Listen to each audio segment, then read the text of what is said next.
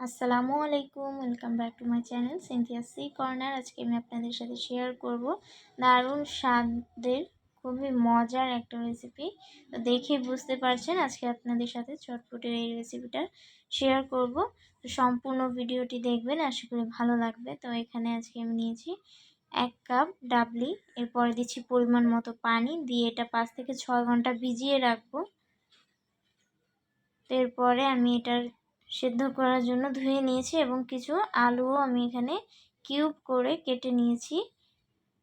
তো আজকে স্কুলের গেটের সামনে মামারা যেভাবে বিক্রি করেন বানিয়ে সেভাবে শেয়ার করব। এইভাবে করলে কিন্তু খুব তাড়াতাড়ি ঝটপট এটা রেডি করে নেওয়া যায়। এখানে দিয়েছি আমি লবণ, মরিচ, ধনিয়া, জিরা দিয়ে এটা একেবারে সেদ্ধ দিয়েছি। তো এরপরে টক তৈরি করে নেব। এর জন্য এখানে তেঁতুল দিয়েছি কুসুম গরম পানি, এতে করে কিন্তু খুব সহজেই তাড়াতাড়ি এটা তৈরি করে নেওয়া যাবে। তো কচলে এটার বিচি ফেলে দিয়েছি। এরপর এখানে দিচ্ছি বিট লবণ, এরপরে দেখছি শুকনো মরিচ গুঁড়ো, ধনিয়া গুঁড়ো, জিরা গুঁড়ো, 5 ফোড়ন। তো এগুলো দিয়ে আমি এটা ভালো করে মিশিয়ে নেব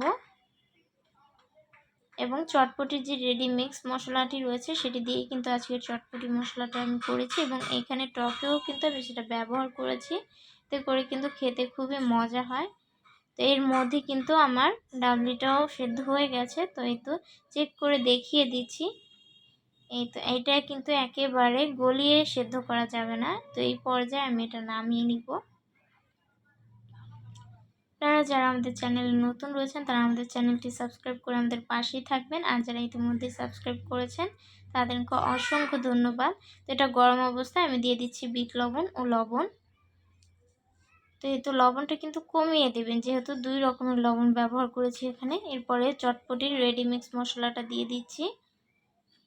দেব 5 ফোড়ন, জিরা গুঁড়ো, ধনিয়া গুঁড়ো।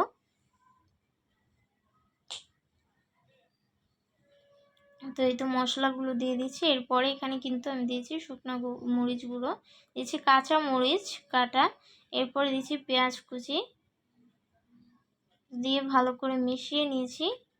তো এরপরে এখানে আমি আগে থেকে বানিয়ে রাখা তেঁতুলের টক দিয়ে দিব 1 চামচ।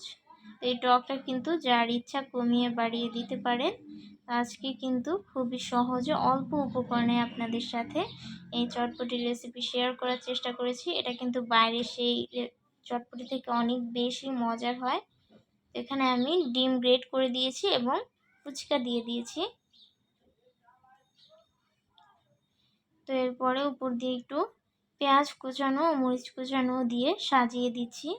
তো এটা দেখেই কিন্তু বুঝতে পারছেন নিশ্চয়ই এটা কতটা মজাদার হয়েছিল। তো এই সেম রেসিপি ফলো করে আপনারাও বাসায় ট্রাই করে দেখবেন, আশা করি আপনাদেরও ভীষণ ভালো লাগবে।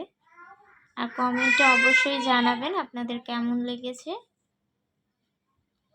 আমাদের ভিডিওটি ভালো লাগলে অবশ্যই ভিডিওতে একটি লাইক, কমেন্ট ও ভিডিওটি ফ্রেন্ডস ও ফ্যামিলির মধ্যে শেয়ার করতে ভুলবেন না ফ্রেন্ডস। আজকের ভিডিও এই পর্যন্তই। আল্লাহ হাফিজ।